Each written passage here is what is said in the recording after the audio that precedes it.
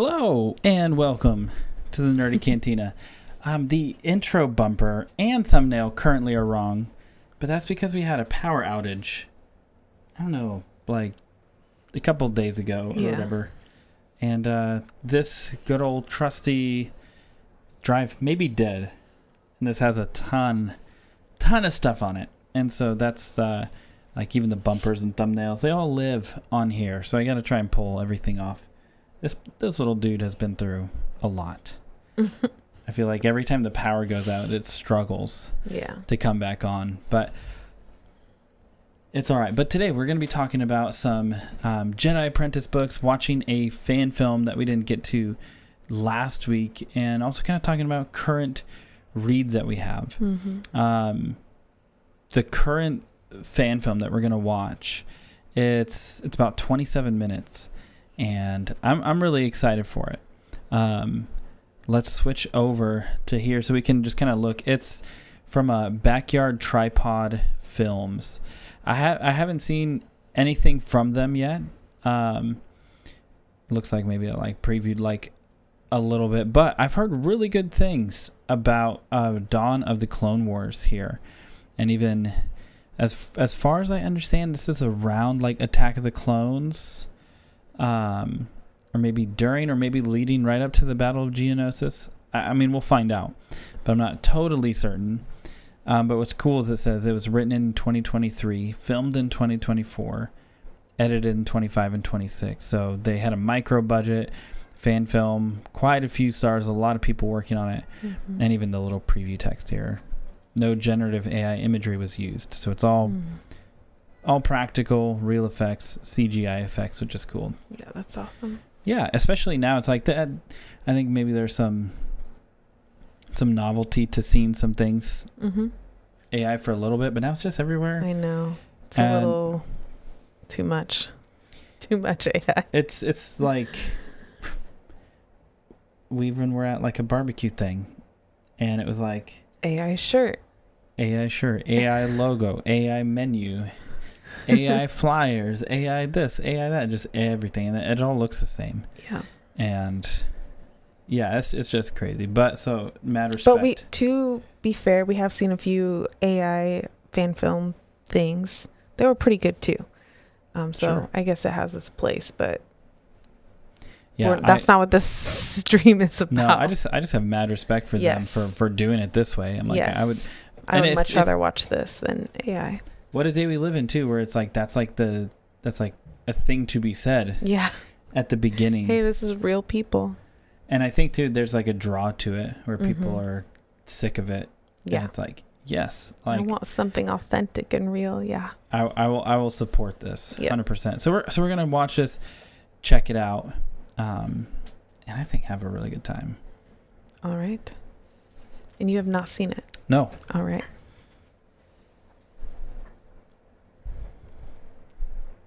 I could have just let this do the talking for me, apparently. Of course. No official affiliation.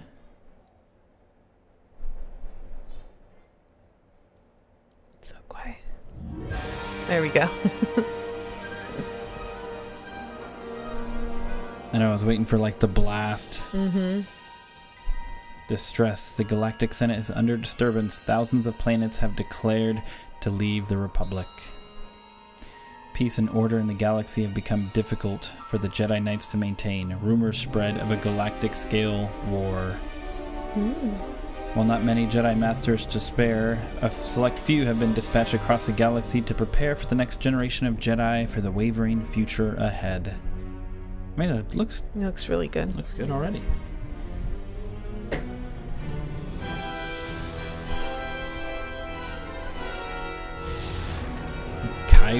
Kyber Call, maybe?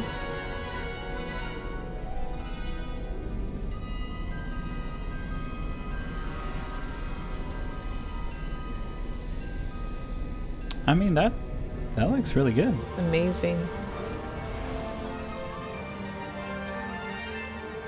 I'm curious to watch like maybe behind the scenes and see how they did this.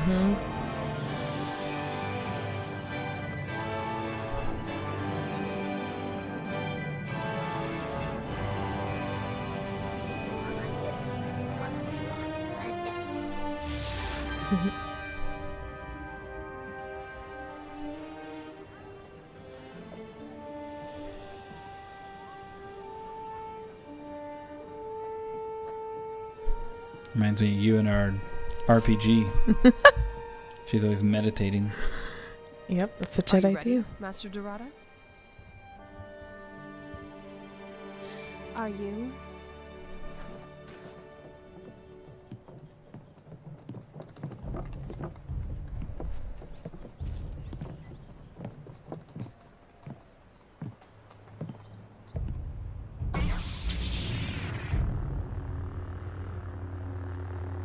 I mean, that's pretty good for no generative. Mm-hmm.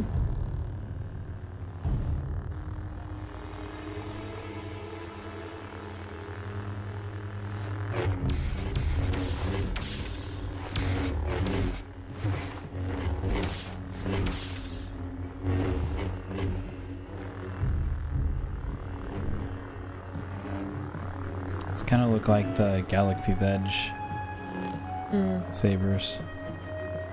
Good. Very good.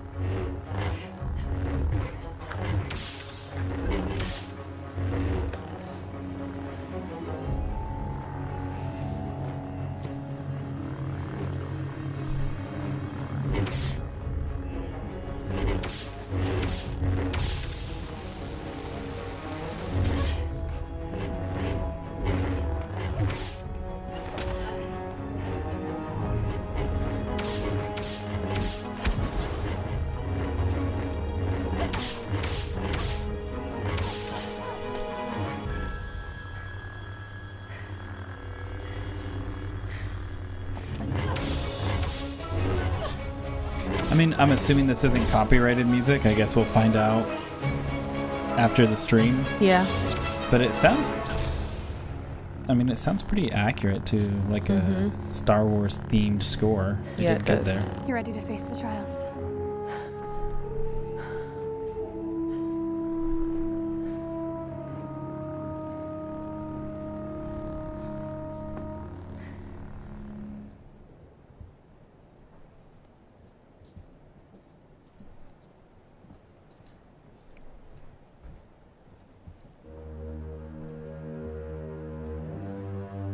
Reina Dorada has received a message from Coruscant.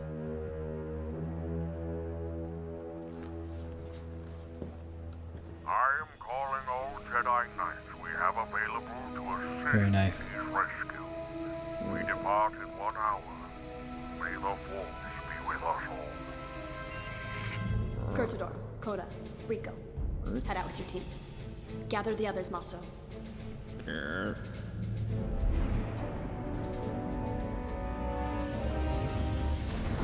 Let's go see Plo Koon and my boy Kit. You missed the call. Sorry, I got held up. Master Plo Koon has requested our team to Geonosis on a rescue mission.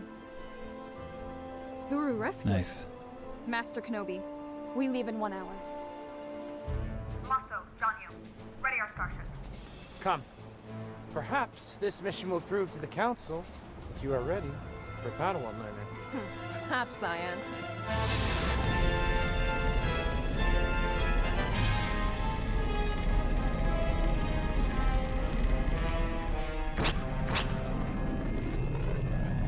Well, so it's a cool idea. So it's like all those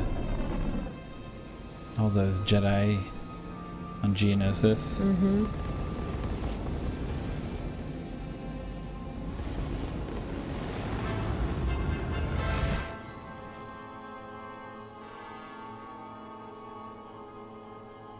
No con. Follow me south. Sign in Malso. Search north. Verano and Asima. Join Satno east. Janyu, stay with the ship. Head out.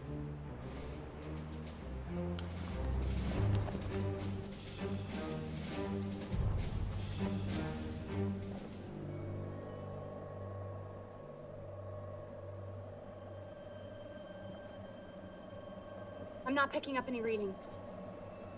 Wait. I've got something. Possible.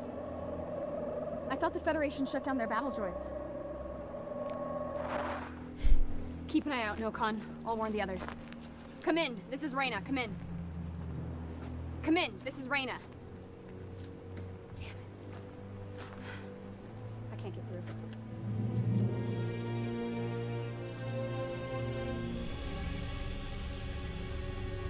Some Rogers. Roger, Roger. Bounty hunter. Roger, Roger.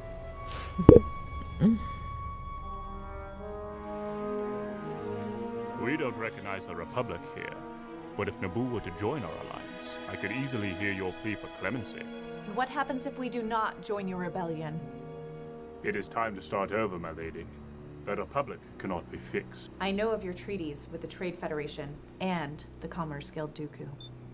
I will not abandon all I have worked for and honored to betray the Republic.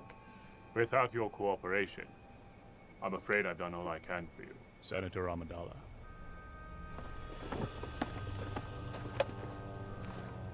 Sir, we have found 2 Jedi starships near the Badlands. How far? 12 clicks from here. Did you jam their communications? Yes, sir. Fatten out. Roger, Roger. Django Fett. This was a fresh coat. I told you it was a bad idea. Roger, Roger. Roger, Roger.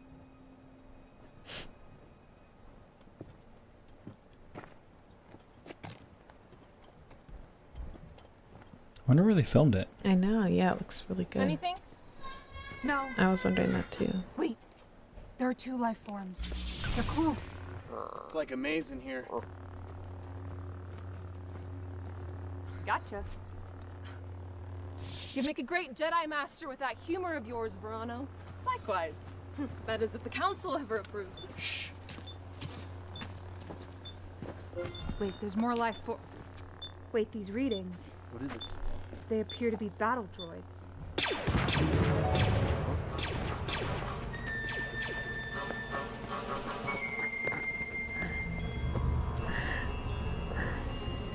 Did you say battle droids?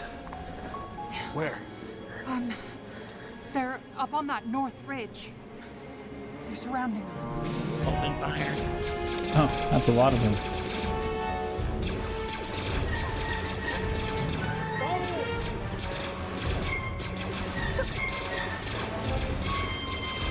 And were they saying these were all like Padawans? Or just some of them? I just know, I think the blonde girl is Padawan.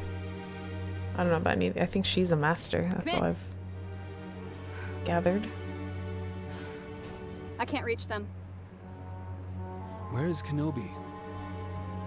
The readings showed a large number of life forms, about 12 clicks this way. I bet that's where he is. Die!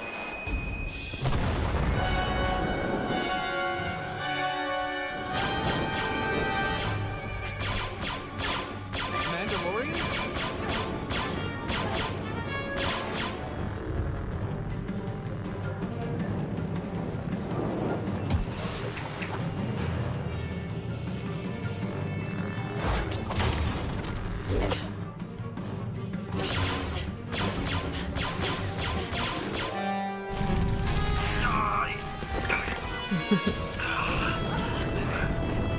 That would suck to fight Django. Yeah.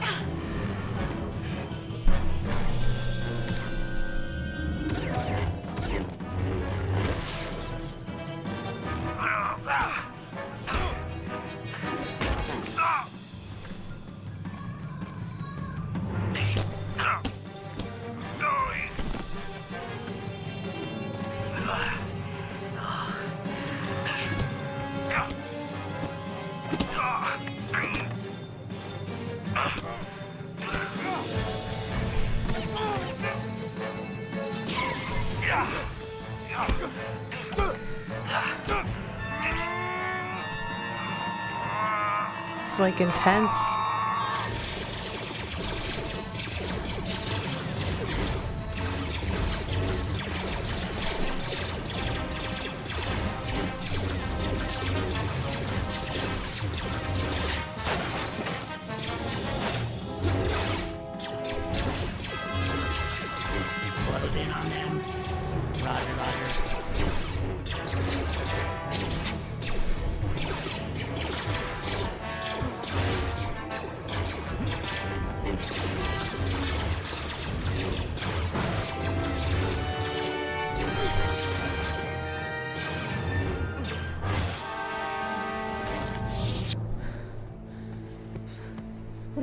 do you see? There's an unusual machine headed towards our starship. Come in. Janu, come in. This is Satnel. Janu, do you copy? I've got a bad feeling about this.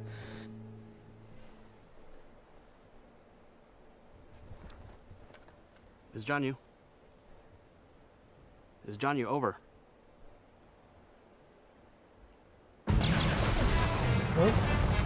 Well.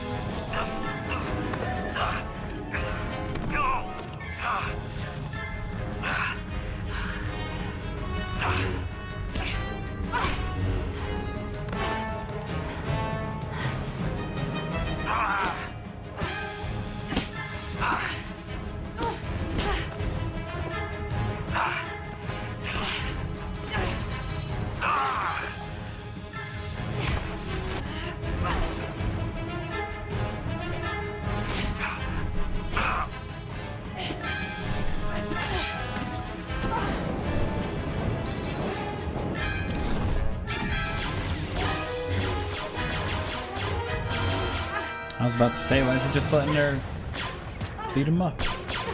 Oh, shoot. Oh.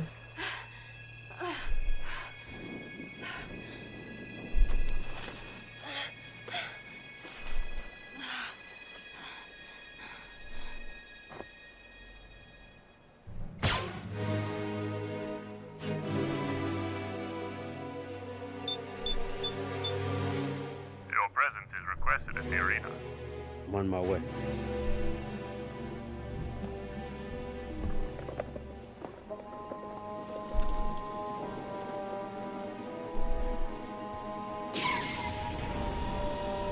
Crazy.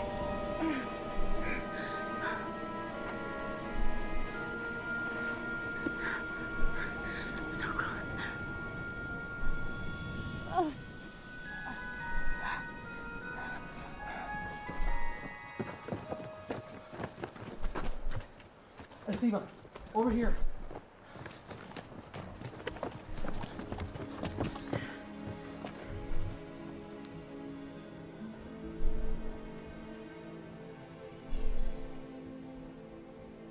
It looks worse than it is. No, it's okay. It's okay, you're okay. Go. Finish the mission. I can't just leave you here. Go. Janu is overrun by spider droids. The starships are down. You're ready, my old Padawan. I was wondering how she survived. I Mission. don't really know, but You will prove she said it's worse than it looks. Or no, It's not as bad as it looks. other way around. Maybe she has a To take on a vest, Padawan, like armor or vest. pass on what you've learned. Seema, it's okay. I got this. Sano, I will not leave my master. Stop wasting time. Go.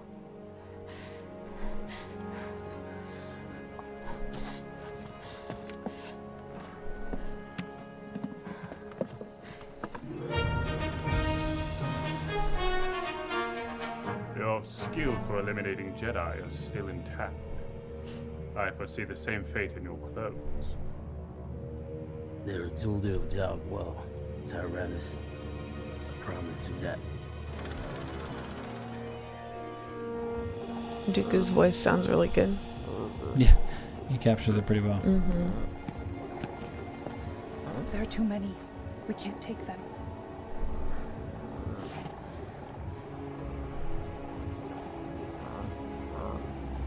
We have to try.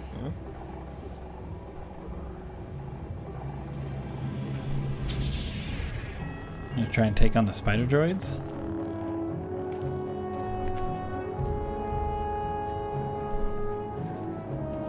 You're just gonna leave her by herself? Okay, there you go. Seema! Stand down! You can't win this fight! None of us can! I am ready.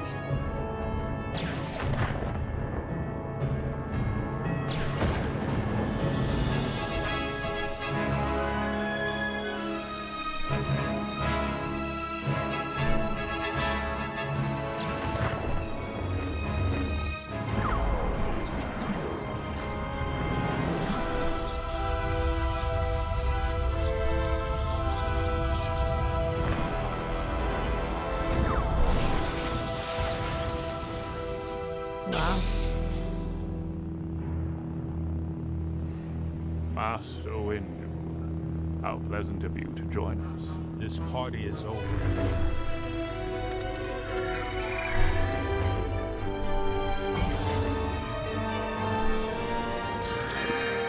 It's like one of my all-time favorite scenes in Star Wars.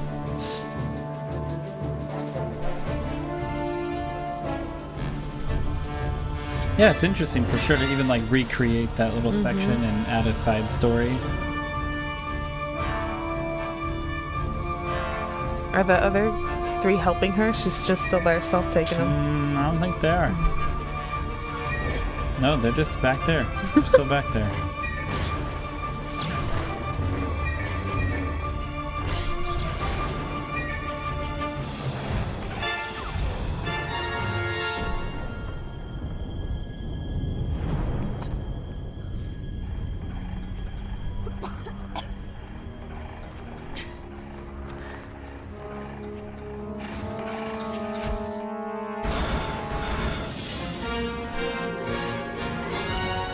Nice.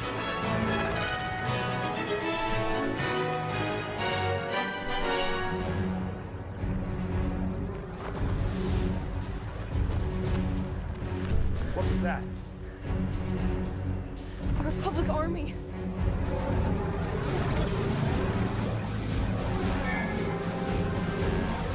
Whatever they use for CGI, if it's like Blender or whatever, they do a good job with the camera movement. Yeah. Who sent me? Master Yoda, what are your orders, General? Finish the mission. Find out where those battle droids came from. Right away, sir. Let's move. Go, go, go.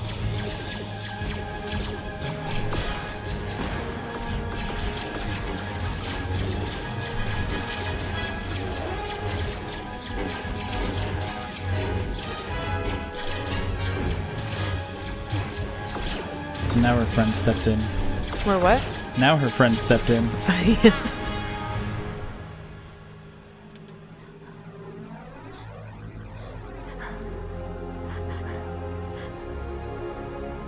Disturbance. The Force.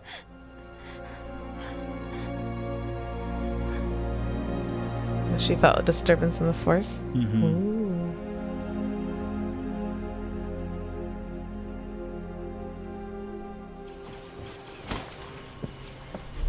Young Boba.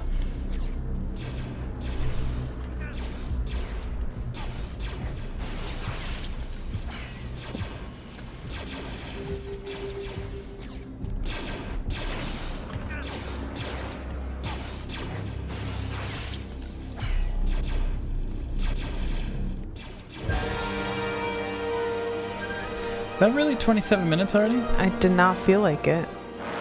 Okay, it's 20, so then there's like... Okay. What's the rest of that? Okay, so there's a bunch of credits. And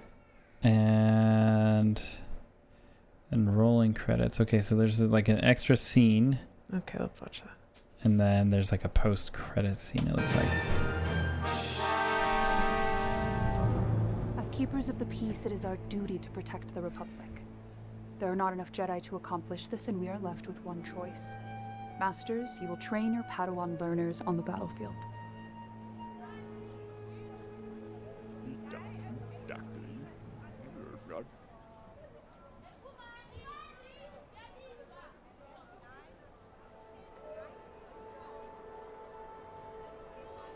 The Force is strong with these younglings, especially Masa's new student. Ah, yes. Exactly. He is strong. He is a survivor, I hear.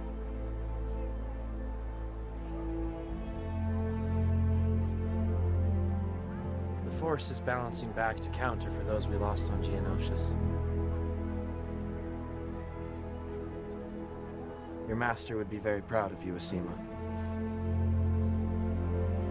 I know. The Force is definitely strong here.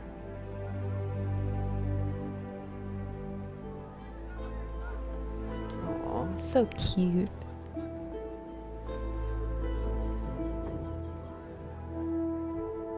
there. Hello, Master Asima.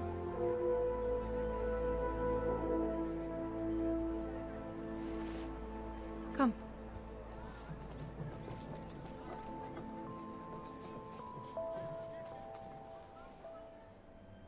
She's a master? Master. And Anakin isn't? Alright, and then...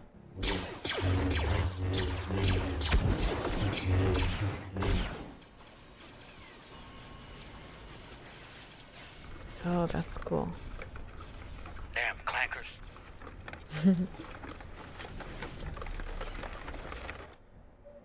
Cool. Wow. Okay. Yeah, so what are your thoughts? You can start with your thoughts. I'm very impressed with especially the way it looks.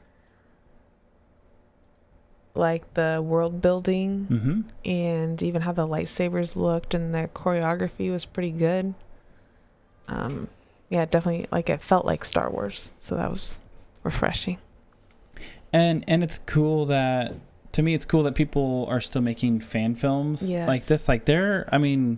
With Transmute Pictures, the people do Bucket Heads, and there's some pretty large fan films out there. But I think it's actually really cool that that people are still continuing to do this, and especially just that opening title of no generative AI was used. That was cool, because some of this stuff, obviously here when you have very impressive cosplaying, the majority of it is just good cosplaying.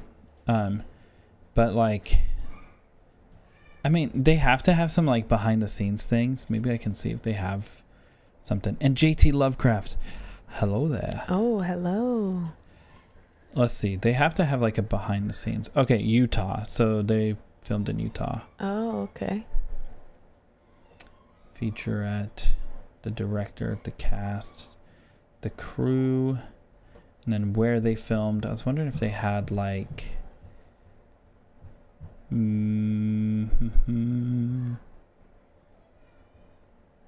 maybe one about you know what I'm saying, how they actually did some of the action. Yeah, that'd be cool. I don't know, maybe they do.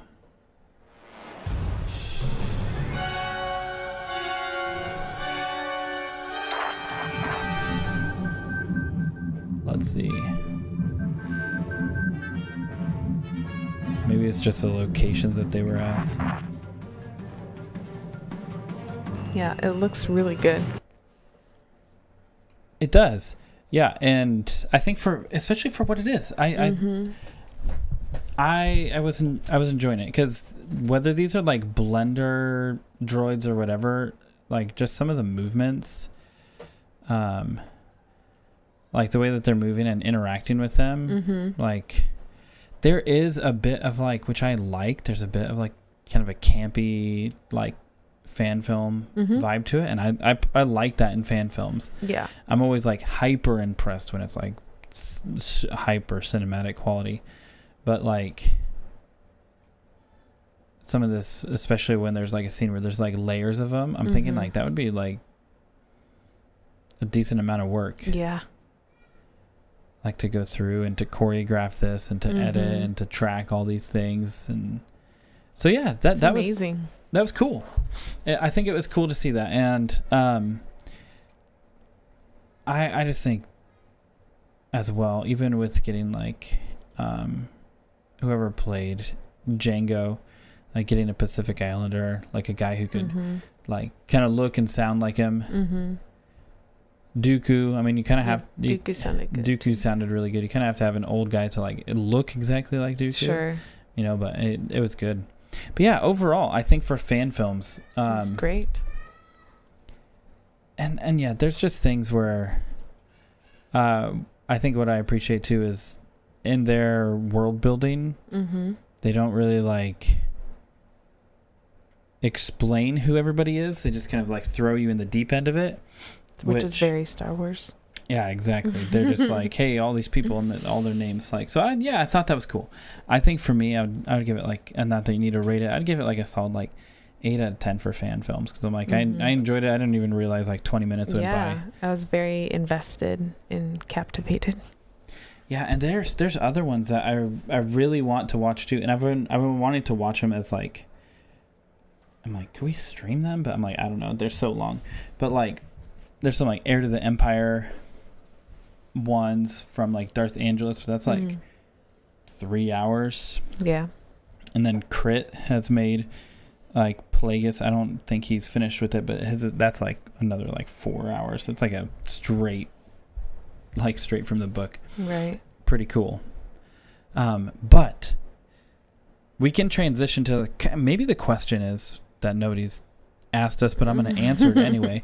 It's like kind of like with the state of Star Wars 2. I mean, because we haven't watched anything new for a while, but still making like videos and still reading. Like we're reading all the time. We're still watching things, still playing games. And I think like fan films are a cool way to do it. But like old books, maybe as a transition point, like old Star Wars books are a great way, I think, to like kind of fun to reinvigorate your love of Star Wars. And so we're just going to continue talking about 3 books in the Jedi Apprentice series that we've been going through. And so the first one here, number 12, The Evil Experiment. If you haven't read Jedi Apprentice, you absolutely should. Amazing. Basically it's the chronicles of Qui-Gon and Obi-Wan before, like young Obi-Wan. Yeah. Before Phantom Menace. And a lot of these books, they're so quick to read and they're fantastic. But yeah, like this one that we're talking about right now is it's even shorter because that's it's 144, but it's like even big font. Yeah, because it's a Scholastic kids book. Yeah. And so it's really easy to read it and get through these. But essentially, right here, there's kind of this trilogy within the greater series of this kind of big bad character, Jenna Zan Arbor. She's crazy. So the first 8 books deal with Xanatos, Qui-Gon's former apprentice, and then after Xanatos dies, it transitions. There's some 2 like one-offs, and then we get into Jenna Zan Arbor. Yeah, and Jenna Zan Arbor is obsessed with like the Force. She's obsessed with like kind of wanting to capture a Jedi and like do tests on them and create these biological weapons. It's pretty fascinating. But essentially, what we're looking at is Qui-Gon has been captured in the previous book. And so Obi-Wan is essentially kind of to the rescue. Yeah, he's refusing to just abandon that pursuit and that search. And so Obi-Wan and another character, Astri, they, if that's how you say it, I don't even know some of the times, they go to locate Astri is Dee Dee's daughter. Yeah. And Dee Dee is kind of the precursory owner of Dex's Cafe. Dex's Diner. Right? Or is it it cafe? No, it's diner. Because Dee Dee has like a cafe kind of thing. Yeah. But so they're trying to find Onanobis, and it's like, well, we gotta look for Qui-Gon and Onanobis. Onanobis is the crazy kind of Asajj type bounty hunter. Ish.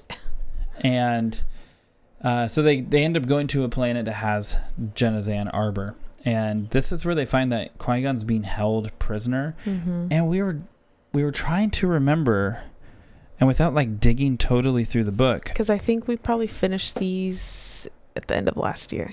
Yeah, it was a while ago. It's just taking us some time to talk about them. But we keep reading. Yeah, but we can't remember the name, but there's another Jedi that is also captured. Qui-Gon discovers is there, and then he eventually doesn't want to leave without. Yeah, and he wants to like rescue him. I think the only, if I take anything, I think that's maybe the only thing that maybe I didn't like in the book, just because that character, I feel like that character seemingly would be super important, but then not much happens. which maybe there was plans for him to be used in the future. I don't know. But basically what you find out is that Zan Arbor has this like really crazy laboratory, and she's trying to figure out like the biological source of like force sensitivity and stuff like this, trying to like recreate it and doing tests on Qui-Gon, and essentially he's like super weak. Yeah, because it drains him. Yeah. But basically she can't she can't break him, she can't get through in the force to like figure out things about the force. But then on this planet, Obi-Wan, you were saying you like these kids. It was kind of interesting. I just remembered them. They were interesting. Just remember. Yeah. No, I liked the idea of like the kids being brave and go. Well, these three were brave, but Obi-Wan and Siri, or Astri. We have their names down because their names are weird. Yeah. Charlie, Wheeze, and Tup. They're entertaining. Like they're definitely like some comedic relief characters, but they're not brave. Well, I mean, maybe to an extent, but I mean, they're brave in the fact that they're like running into dangerous situations. Yeah. But they're almost kind of like street kids. Yeah, they're not Jedi or Padawans. Basically, they're like, we know how to get around, kind of a thing, and we know how to get you in here. And it's not like pulling hijinks. It's not like Scooby-Doo level, but that is where like Charlie, Wheeze, and Tup, it does feel like a little interesting. But in this book, you have Obi-Wan eventually rescuing Qui-Gon. But it does end on the cliffhanger where Jenna Zan Arbor and Ona Nobis escape. And so it's kind of this thing of like, are you going to capture them and end this because she's building these biological weapons and Ona Nobis is crazy? Or are you going to rescue Qui-Gon? Right. And Obi-Wan chooses to rescue Qui-Gon. Yeah. But for Obi-Wan, I know like you love Obi-Wan. Is there anything about, I mean, him and there's so much character growth in him, but especially in this trilogy or this book? I think going back to a major marker in Jedi Apprentice, and I think in Obi-Wan's life, is the Melita Dan. And so Melita Dan, he separates from Qui-Gon for the wrong reason. And obviously here, I think this is the next time they're separated. And then so you get to see him now make the right decisions and be brave and act like a Jedi and do Jedi things. Like put himself in a dangerous situation to save Qui-Gon, because between Melita, Dan, and here even, there's been like they've definitely grown closer together. And then he's at this place like where Melita Dan, he's like, I'm leaving you, Qui-Gon, because I want to follow these kids. Like I believe in their cause. And here he's like, no, I'm not leaving you. And so just even cool to see that flip in him and that maturity and that self-sacrificing love. Like regardless of what happens to him, he at least had to try, to save Qui-Gon. So yes, he's still a Padawan, but he's maturing and he's stepping into becoming his own Jedi, and ends up rescuing him. So that's really cool compared to the Melita. I think Melita Dan is a very important arc for them. But also now here we get a major contrast, which is really cool to read and see that depth of Obi-Wan, and then thinking about then in Phantom Menace and just how their relationship from when they first meet each other in the first of these books and Qui-Gon doesn't want him. And then there's that whole issue, and then he takes them, and then there's the Melita Dan. It's just this beautiful journey of, I guess, a good example of what a Padawan and a Master Jedi relationship should look like. Yeah, and I think at its core too, it's a fairly flawed one in that Qui-Gon, I don't want to say is broken. That's maybe not the right thing. But he's definitely troubled by Xanatos and the past. Yeah, it affects him. And so to see that he's not just this like sage wizard who has everything figured out, that there's even character growth in him is cool. And yeah, but he didn't trust anyone. No, yeah, he definitely did not. And then obviously in Phantom Menace, you can tell they have a deep trust for each other. Yeah, and it is interesting because a lot of the time up to this point, Obi-Wan is the one calling out for help. Like, I got myself into a predicament. I need you to come help me. Yeah. And in the last book, he does like a pretty daring thing. It's at the very end of the book. The last one we talked about? Or in this one? Not this one. The one from last week. Yeah, the one prior. Okay. I just remember it was really well described because they take these people to like a safe house, and it seems like it's like on this like snowy kind of like cliffside, mountainside, like pretty removed. And then basically it just gets crazy. And like it goes into lockdown, and Ona Nobis is there, and you realize it's a setup and all this. And Obi-Wan's going pretty crazy. Yeah. And he's like throwing himself in harm's way, basically. And then Qui-Gon intervenes and like steps in, and then that's how he gets captured. And so you're like, oh shoot, like that's pretty crazy. Right. And so then Obi-Wan has trying to figure out, well, what do we do? And now he's the one rescuing Qui-Gon. Yeah. And so that's and it doesn't make it seem like a really empty, like, oh well, Qui-Gon's helpless, and you know, like it actually makes sense because he's Jenna's Ann Arbor's pretty crazy. Yeah. And I think the thing, if I remember correctly, Jenna's Ann Arbor is she wants him to use the Force so she can study it, and so Qui-Gon is intentionally trying not to use it so that he doesn't feed into what she's doing. So sure, you can be like, oh well, he's a super strong Jedi, he can use the Force, do all this stuff.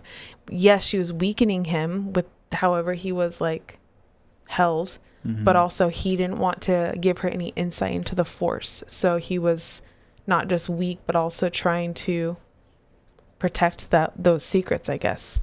Yeah, and it's definitely pushing into kind of the mystery of the Force, and he's kind of like reluctant to use it at all. But it's just crazy because she's like just treating all living beings and even Qui-Gon as just like experiments. Yeah, like it. It's surprising again when you're like, that's a kid's book. Like, she's pretty demented. Yeah, and then Ona Nobis too. Ona Nobis is pretty. Yeah. Pretty like we said this in the prior one, but pretty scary if you read her. Yeah. And not in like a horror or gory or like jump scare kind of way, but like actually well written. Yes. To where you're just like, I just feel unsettled about this character. I would not want to run into her. That's for sure. And then you realize you're like, this is made up. This is ink on a page. Yep. Like this is like the imagination of Jude Watson is coming through, and it's in your imagination. It's done really well. Yeah. But I think what this book does is it definitely props up Obi-Wan and his character growth. Yeah. I think at least in this prequel era, it sets up Jenna's Ann Arbor pretty well to be like intriguing. Like you want to know more about Jenna's Ann Arbor. Yeah. And it leans more into like the mystical side of the Force as well, and kind of some philosophy of it. And it's not like a rejection of midichlorians like in Phantom Menace, but I think it doesn't lean into it can just be extracted and we can figure it out. It actually leans into something different, which is cool. But this takes us to the next book. And this is Jedi Apprentice, The Dangerous Rescue. Yes. So this follows up immediately after the evil experiment. Like just picks right up. And this is a conclusion of the Jenna's Ann Arbor arc, if you will, the trilogy of books. When you read Jude Watson, especially with like Jedi Apprentice and like Jedi Quest or whatever, it's like there's like arcs within the greater series. And but they also build and like somewhat like rely on each other. They do. And most of them. The only downside to these books is if you want to buy them physically, it's going to probably run you $150 to $200. Worth it. In 2026. Worth it. That's the only downside. And maybe if you're like for $20, that's not bad. But a lot of them you can get cheap. Like this one, for instance, like if you just are patient, you go to Goodwill. I'll leave the sticker on for proof. This was $1.99 at Goodwill. You can find them if you're patient. And I got a lot of them for cheap. But then there's some where I just cannot source them. Right. And I guess I'm not ashamed to say, I mean, I'm talking about like 20-year-old books, you know, scholastic books. But that's where I'm paying like $40, $50 a book sometimes because I can't find them. Matt Cave, hello there. Oh, hey, Matt Cave. So with the Genevieve Arbor trilogy kind of coming to an end, essentially what you get with this book, kind of like catch everything up. You have Genevieve Arbor. She's this crazy political mad scientist. Yep. Hired a bounty hunter, captured Qui-Gon, doing experiments on him to try and figure out things about the Force. And you have Obi-Wan and I don't know even what you want to call him, his little ragtag gang of street kids that he's running with. But then you have Siri come in, and Siri, if you've read the book, Siri's like a pretty cool, like major character. Yeah. And you have Adi Gallia. And Siri is Adi Gallia's Padawan. Yeah. And so it's cool because then you have them come in, like they're coming in for the help and support to actually rescue or to capture Genevieve Arbor, because at this point Qui-Gon is all rescued. And so this pursuit is taking place. They're moving planets. And then what's cool about this book is it's like they end up confronting Onanobis, and there's this big fight, and it's basically you have two kind of things going on. You figure out, oh my gosh, Genevieve Arbor has been doing this the whole time. Basically, And she did this to her friend. Yes. The senator. Yeah. Yeah. And the senator's son. Basically, there's some parallel to like modern conspiracies, because it's like there's like a bioengineered, basically like virus or bacteria or whatever, and it's like affecting the old and the young, and it's this person trying to figure things out, and it's like lab leak, which is like it's crazy. This crazy. was from like 2001. Yeah, and you've realized she's behind it the whole time, because and she has the cure, the serum. Yeah, and a fascinating villain, because typically she introduces Xanatos in the first 8 books as a villain. And Xanatos is definitely like the fallen Jedi who wants power. Yeah. And then she later introduces here Genevieve Arbor, who is like a profiteering scientist. Right. It's like, I've created a like this disease that creates epidemics, and I also have the cure for it. Yeah. And so she's deploying it, doing it. So it's really cool, just this whole manufactured crisis kind of thing. But what ends up happening is that they do stop the outbreak. They get the cure. They stop it. Genevieve Arbor is captured, and Onanobis. We don't have a. Let me pull up a picture of Onanobis. Yeah, Onanobis is weird looking. It's crazy. It's a small little picture here, but this is Onanobis, kind of a freaky, like Asajj Ventress type with this like weird lightsaber-esque whip thing. Pretty fascinating. But super whip, yeah. Yeah. And yes, the prequel era books are amazing. We are enjoying them. Yeah, and it's like, I feel like, I don't even know. I'm definitely not one to like have like apologetics for things. But I remember people were freaking out about like a whip. I'm like, I don't want to be that guy, but it's in the EU. Like it was already there. But talk to us about Obi-Wan. Like, kind of what are your or Qui-Gon, either one of them. By the time we get to Obi-Wan to and this Qui-Gon point. are awesome, as always. But yeah, obviously they are reunited, and we get to continually see Obi-Wan maturing, like every single book. I feel like that's what I say, because he literally, in the short 100 pages of each book, he does mature. And then you get to see his interactions with Siri. You get to see them kind of their banter, but then also they start to grow to have understanding. I feel like he's like annoyed with her kind of at first, and there's this like slight tension. So that's entertaining. But then yeah, you see him follow through on his quest, and he is able to rescue Qui-Gon. Then they're able to save the people from the virus. And then yeah, you see him, he's not just a dependent follower. He's becoming like capable on his own. Yes, he still is in the maturing process and needs his master, but he's having major character growth, and it's just slowly, not even slowly, but a beautiful pace, getting him from when he's 12 to what we see in Phantom Menace. And even in Phantom Menace, you still see some immaturity in him, but not like what you read in the beginning of the Jedi Apprentice series.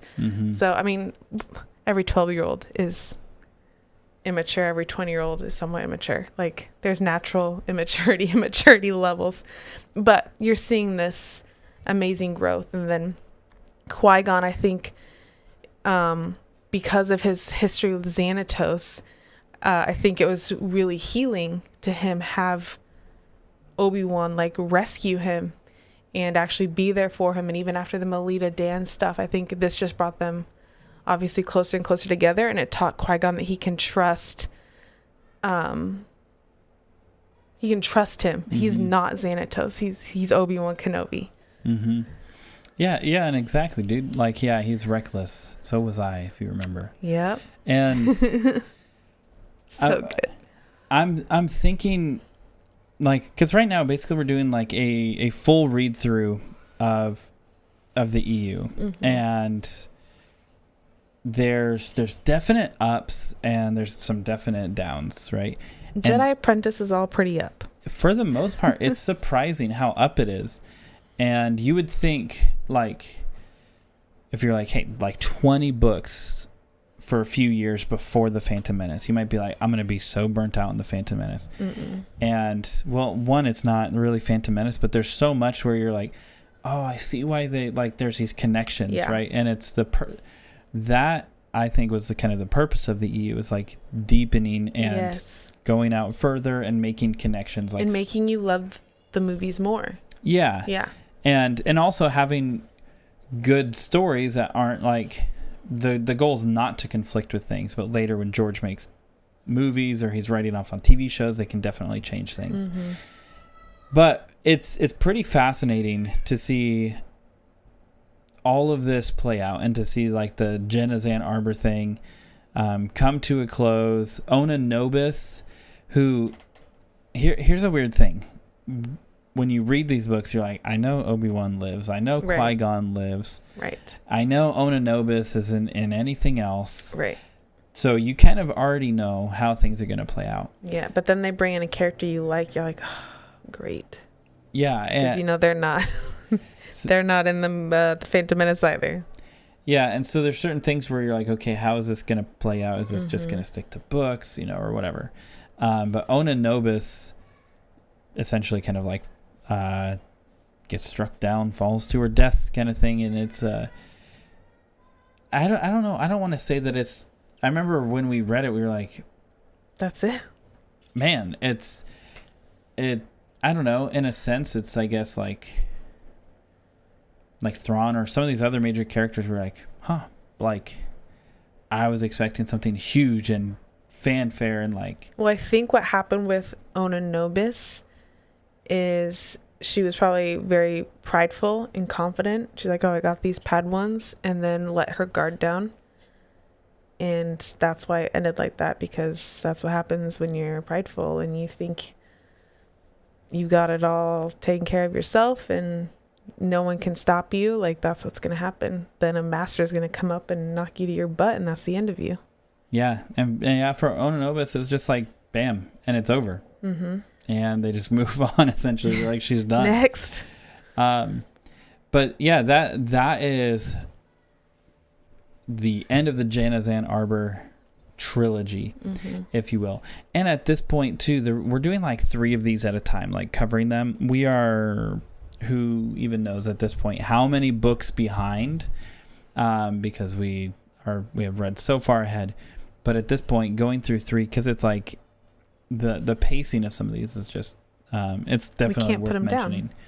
So the next one here is The Ties That Bind, and this has like a time jump, so it goes forward a few years. And this, at this point, this is something sad. This is the start of the end. So books 14 to 18 are kind of like the last arc, and the 19 and 20 books are like special edition books, and they kind of fit in. Yeah. Kind of into different places. Yeah. That we'll cross that bridge when we come to that. And so here you have, again, it's following Obi-Wan and Qui-Gon. But basically Qui-Gon has this vision that Tal's in danger, and Tal is basically Qui-Gon's love interest. He's in spoiler. Yeah, he's in love with her. But then it's just so crazy to think about, like, Qui-Gon had a love interest, and then obviously you don't know in this book, but we're going to see how that ends. It doesn't end well. And then Obi-Wan has a love interest, doesn't end well, but they stay on the right path. They fight that internal rage that can pull them to the dark side. But then with Anakin, he takes the opposite direction of them. So even just seeing, like, man, Obi-Wan knows, like, what you've gone through, or Qui-Gon has been there. Like, like if Qui-Gon was there, if Obi-Wan would have talked more to Anakin, could things have been... It makes the depth so much more, like, I don't know, crazy and real. And, like, you weren't alone. And I think Anakin felt alone, but he wasn't. And it's just because obviously Qui-Gon was no longer there, but Obi-Wan probably didn't tell him about Qui-Gon, or didn't tell him about himself and his... Maybe he does. We just aren't there yet in the books. But that's also really interesting to see Qui-Gon and Obi-Wan in similar situations as Anakin, but then choose a different route. Yeah, and with Anakin as well, I think when you're watching him and Padme, and you're watching this, you'll be like, how can I say that this is a bad thing, or like, right, like, Obi-Wan, you did this, like if you're watching Clone Wars. But even then, like, Dave Filoni is like, he's borrowing this idea from books that pre-existed, and then you see it's like, well, Qui-Gon also had this. And so I think too, it's like the authors and showrunners are picking up that George Lucas is saying, like, hey, like, this idea of, like, no attachments is not necessarily a good thing. It's not like a glorified thing. It actually creates massive conflict. Right. It's because again, when Star Wars is a story, like, yes, there's amazing space battles. If you want military conflict, you can get that. If you want some more high fantasy elements, even if you want, like, biological horror or whatever you want, like, it exists within the Star Wars universe. But at the end of the day, it's like a modern myth about, fathers and sons, about generations, about love, about these massive forces that kind of, like, we were change joking things. and saying it was a romantasy. It does technically it does technically fit into some categories of that. Yes, learning more about Qui-Gon is always awesome. Such a great character. He is an amazing character. Jedi Apprentice has made me, like, love Qui-Gon even more than I already did. Man, it's hard not to. Yeah. It really is hard not to. But so essentially, that tangent aside, Qui-Gon has a Force vision about Tal. His love interest. She's on this mission because basically it's this whole weird thing. I feel, I don't remember if we felt differently about it. Basically, there's these 2 girls. I never trusted them. No, you did not. No. Okay, so basically over 4 books, it does get a little convoluted, this final arc, with some of the things, because there's so much deception going on. I feel like we should actually read this for this one, because it sets it up well. So this says 6 years ago, Qui-Gon Jinn and Tal helped the people of the planet Absalon choose their first free leader. It seemed that peace had arrived at last. Now the leader has been killed. His daughters have been kidnapped, and Qui-Gon and Tal have returned to Absalon with Qui-Gon's apprentice, Obi-Wan, against the wishes of the Jedi Council. Mm-hmm. Go figure, right? The ties that bind Qui-Gon and Tal are about to experience their most powerful test yet. Yeah, I think that sets that up with the backstory. Better than I could do. Of why they went against the council's wishes, and kind of just that backstory lays it really well. Even the whole last arc kickstarted because of Qui-Gon's attachments to a former thing that he did and relationships he built. Mm-hmm. So they basically Tal has gone to New Absalom because the two daughters have basically kind of called him and like, hey, we think something bad's going to happen. Can you come here? And so she comes, and then Qui-Gon has his vision, and they're like, we need to go figure this out. Is that the same planet Obi-Wan and Anakin go to at the beginning of the Attack of the Clones novel? I haven't read Attack of the Clones yet. I don't remember. It's been a few years since I've read that. So we're coming up on it. I need to figure that out. We'll let you know soon. But basically the planet is totally unstable, and there's corruption that's spreading on this planet. And Qui-Gon and Tal, they do reunite, which is really cool. And there's all this unrest. And okay, so basically what ends up happening, this is where Qui-Gon is like, I love you. There's this secret meeting, and he just tells her straight up. And Obi-Wan's outside the room, and he's like, I don't know what. Why did he kick me out of the room? And it's because it's Qui-Gon is because this Baylog, I think, was oh yeah, they want to meet with you, one of the Jedi. And he was saying, don't do it. And Qui-Gon was like, don't go. But Tal's like, oh, I have to go. And so it comes out in that. And then obviously we find out that it is a trap, and she is kidnapped. She should have listened to Qui-Gon. But that's I think he probably had a disturbance in the Force. So and he had this vision. He's haunted by it. Yeah, he didn't want her to go, and she's like, no, I got to do this. And she's also battling because is she yet? Is she what? Blind. Yeah, she's blind. Yeah. So she's also constantly battling I can still I'm still strong. Yeah. I don't need help type of trying to overcome that, because then everyone catered to her, and that did not make her feel so great. Yeah. So she's always trying to prove herself. And what's up, Sam, man? No worries on being late, my man. It's all good. But yeah, so Tal is, and man, if you haven't read anything with Tal, I mean, at least where Wikipedia page is you're gonna get massive spoilers, but it's she's a cool character. She's a very cool character, and you see why. She's the only one who kind of puts Qui-Gon in his place. When you read. And it's not Tal's here. You're like, man, Tal's a cool character. Yeah. But basically, yeah, Baylog. I always think of Belloc from Lord of the Rings. But I always portrayed him as a really fat, kind of disgusting character in my mind. I think I thought you're so too. Maybe they describe him that way. I can't remember. But basically, this guy who is, you find out, leading them on, he's the one saying that hey, everything's actually good, essentially there's these power elites, and there's this kind of lower class, and this kind of revolt is happening and all this. And if I remember, Baylog's the security head of security or something that, but he kidnaps Tal.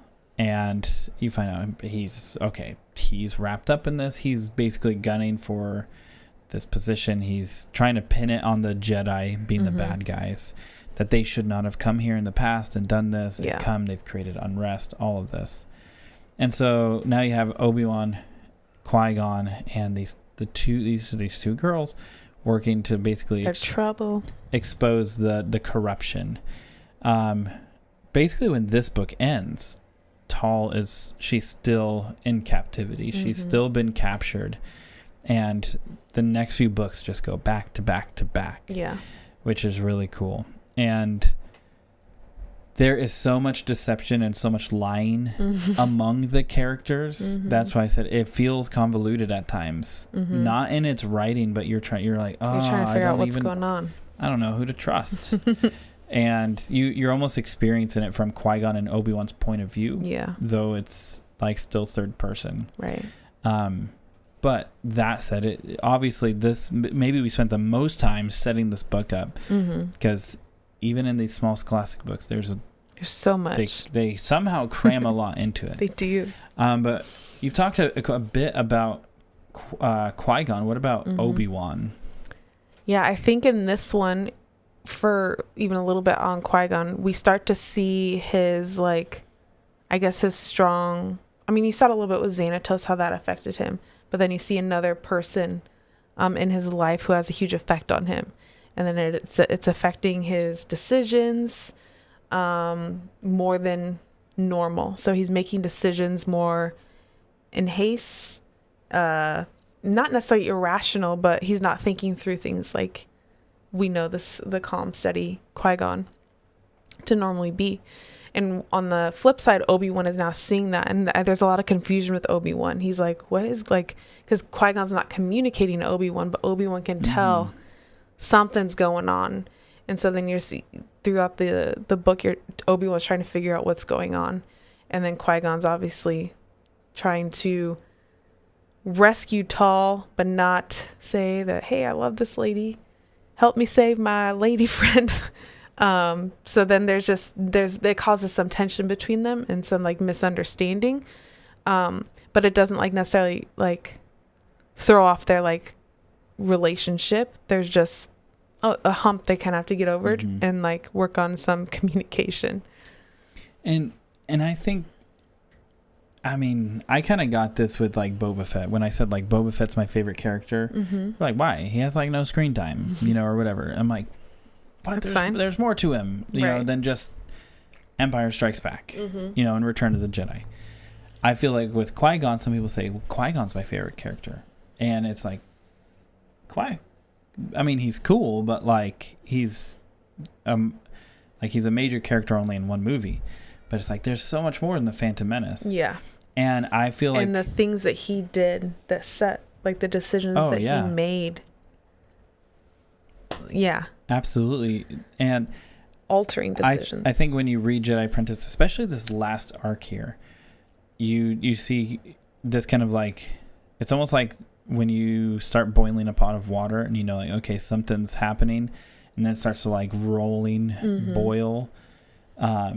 That's kind of what you're experiencing in Qui-Gon, like very raw Qui-Gon, which is very interesting. Yeah. Because you do see maybe the conflicted Qui-Gon in the first 10 books or whatever. Right.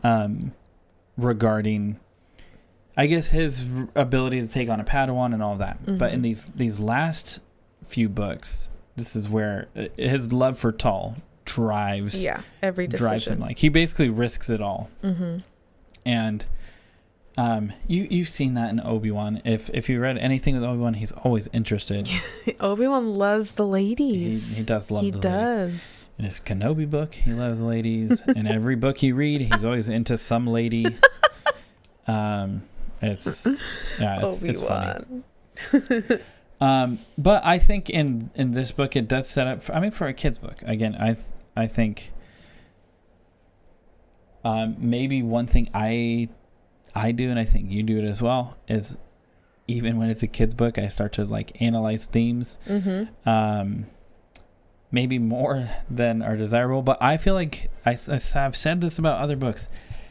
I feel like Jude Watson fulfills the purpose of a young adult's book or a young reader's book really well. And to explain it, I think good young adult books, they can just be entertainment, right? There's nothing wrong with entertainment. But like, just for instance, like this, it's a totally another franchise, but like Hunger Games, it can introduce ideas and concepts about really sensitive and like difficult subjects. Yeah. Through a world system where then it can create curiosity and conversation. Like, how could this kind of thing happen? Yeah.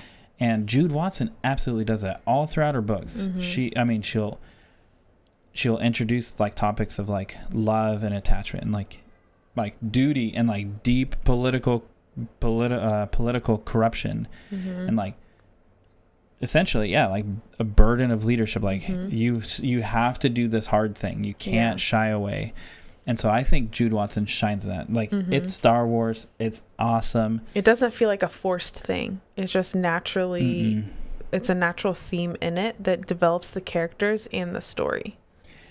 And there's other books that we'll get to eventually. We're not going to cover every book. We're literally going to cover the entire series at once, as opposed to like book by book, because I don't think Star Wars adventure. A single book got above 3 stars on rating. That is generous. Okay, no, he's not talking about Jedi Apprentice. Not Jedi Apprentice. It's a totally different book series. What is it called? It's like the Star Wars Episode 1 Adventures. Yeah. They're weird little books. But all that said, Jude Watson does a great job with these. Matt Cave, I forget, did any of the books cover when Obi-Wan first met Duchess Satine? Not so far in our reading. I don't know, because that's where things get like a little complicated. Like I think in some of the comics they do, because in the books he has like other love interests. So many.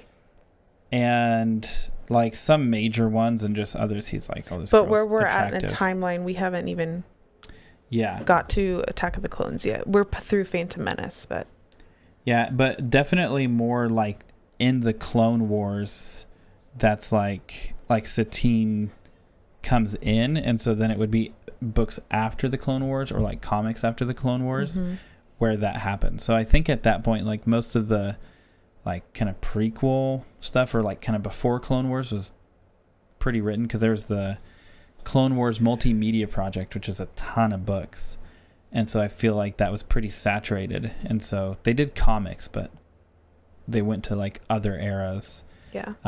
So that might be a long-winded way of saying like I think it's in the comics, but I do not believe the books cover that. But that is what we're covering today for Jedi Apprentice. We just want to bring up one more thing. Thank you for bearing with us. We're trying to figure this out. What we want to do.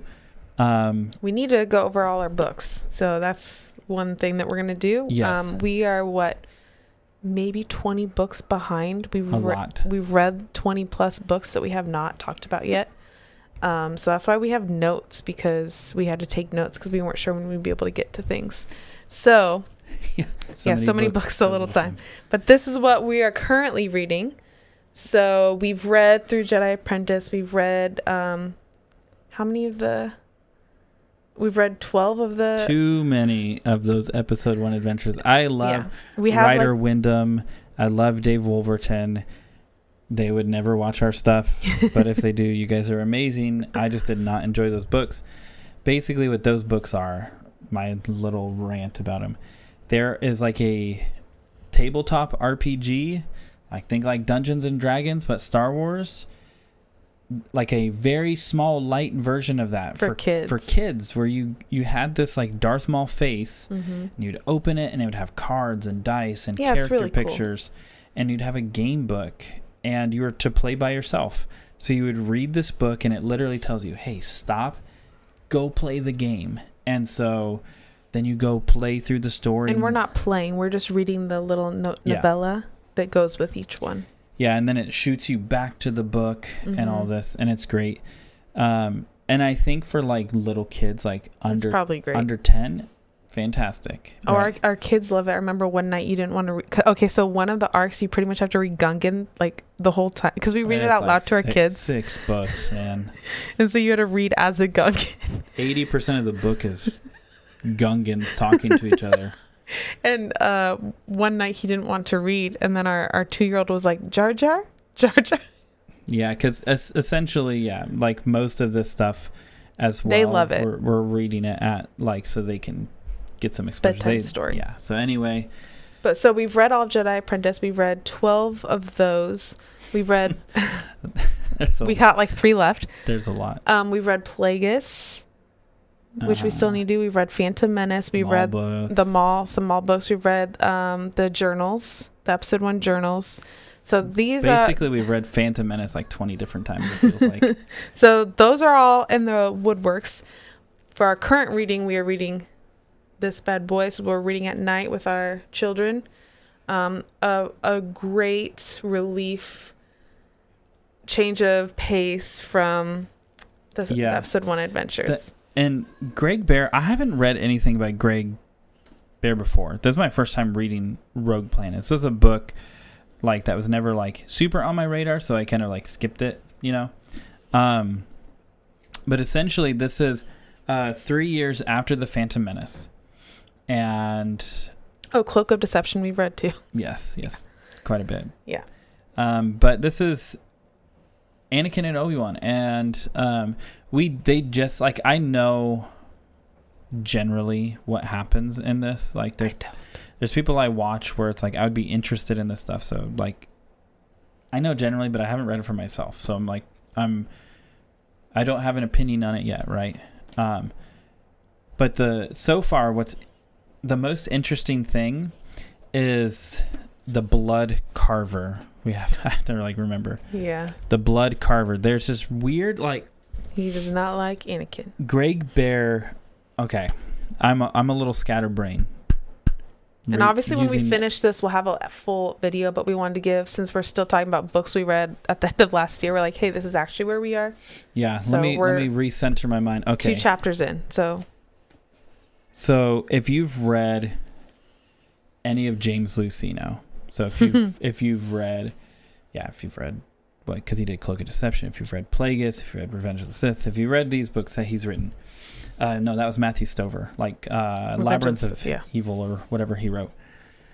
But if you've read James Luceno, my one criticism of him is when he introduces someone or an object that you should just know, he spends an immense amount of effort to describe it. And he doesn't say it. So sometimes it's confusing because it's like, is this guy talking about, is this a lightsaber?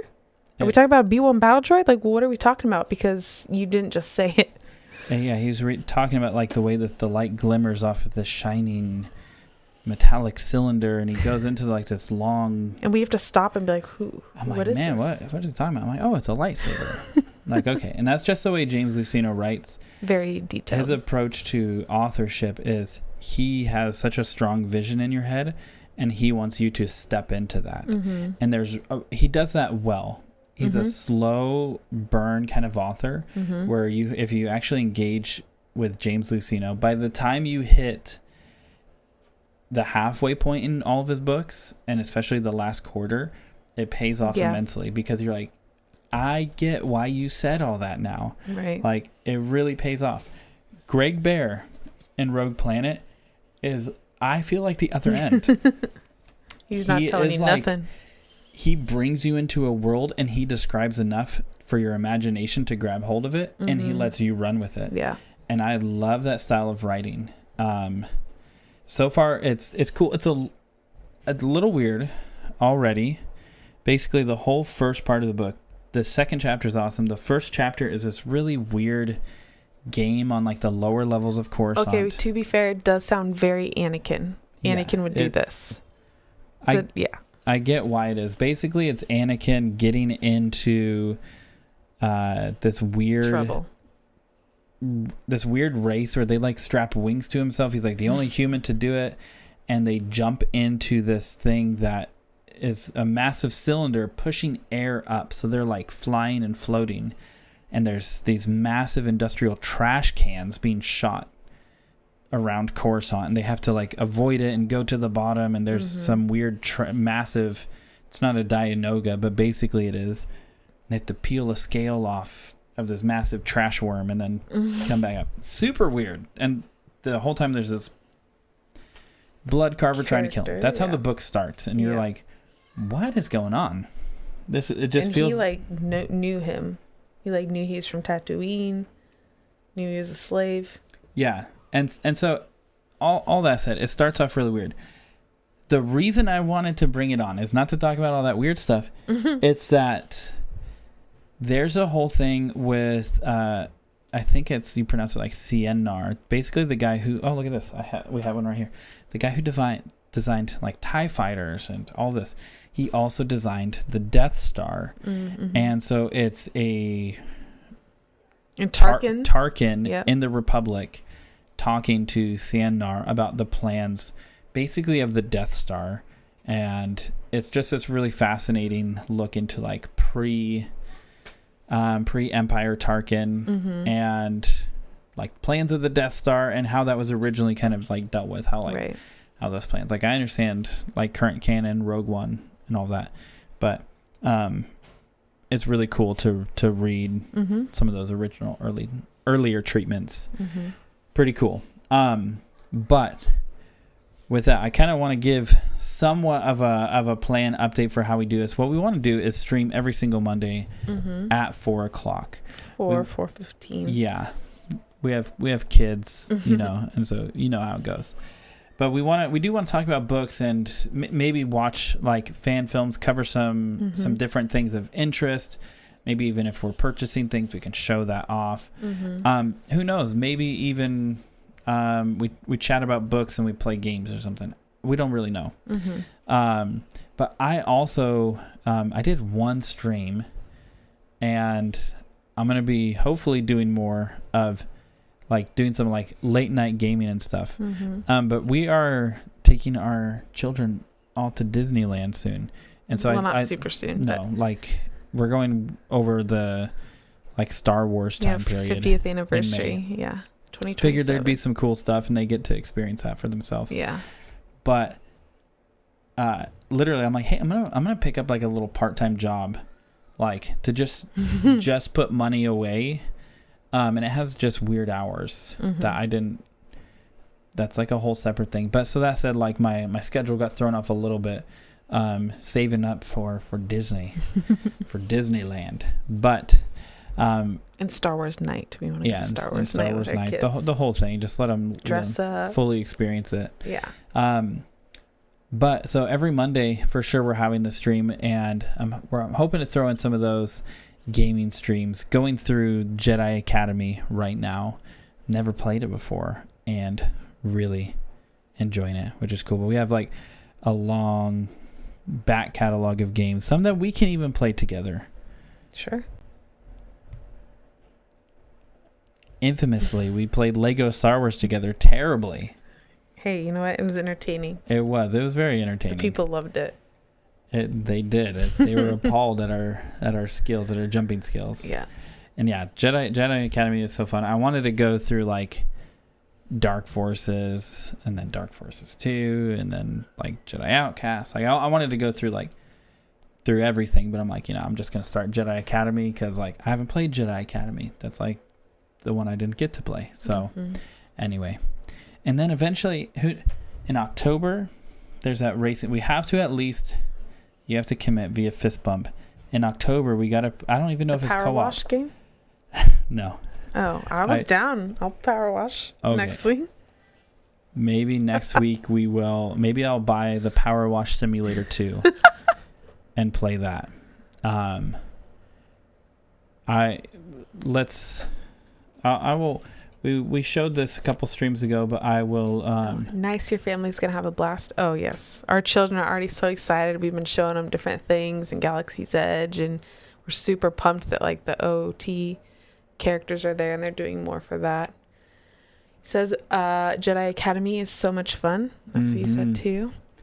To quote my daughter during Lego Star Wars, they're here to stop us, and they're going to pew us. Yes. Yeah, that is Lego Star Wars. That's so true. And so we have the Mrs. saying she will do Power Wash Simulator 2 Star Wars Edition. And so here is some gameplay from Game Riot. If Game Riot's doing it, there's got to be some legitimacy to it. Although they play like everything. But, like, look, cleaning up Tatooine, man. Tatooine needs a good cleaning. It does. Look, we can power wash. Do they, like, pay me? Do I get paid to clean? Oh, gosh. That scared me. Oh, my goodness. Oh, see, Feel free to be. So yeah, you can literally just power wash, and man, look at this. All he's doing is power washing Tatooine here. Wow. You feel like you're gonna start like a cozy gaming channel where all you're doing is 2 Star Wars nerds power washing. Yeah, but you can power wash like an X-Wing and the Millennium Falcon and maybe Hoth and this, I don't know. That's cool. But maybe next week we'll power wash. All right. Maybe there we go. But anyway, that's kind of the little quasi life update. We kind of give it week to week to let people know, because I feel like this was our cadence. We had a baby, started a channel. I mean, he is 6 months old, and we were going crazy making videos, and then there hit a point where we were like, man, this is hard with the baby, like with the little toddler now. And so then we kind of like pulled back and came back, and then had another baby and did the same thing, and then had another baby, and so I think 3 is the charm. I think we're good at 3, but that's what's been going on with us, and so we're getting back in this. Yes. In this thing of things. Those power washer games are oddly addicting. I power washed Croft Manor from Tomb Raider and the DeLorean from Back to the Future. That's amazing. Dude, that's amazing. This might be the perfect way. I think when I showed you originally, I'm like, this might be the perfect way to unwind at the end of the day. Yeah. And you were like, why don't you go actually power wash? Go out. It's not the point. You go clean the walls. Your sons throw food all over them. That's a separate conversation. All right, but with that, we are 2 Star Wars nerds. Catch us power washing Tatooine next week. May the Force be with you always.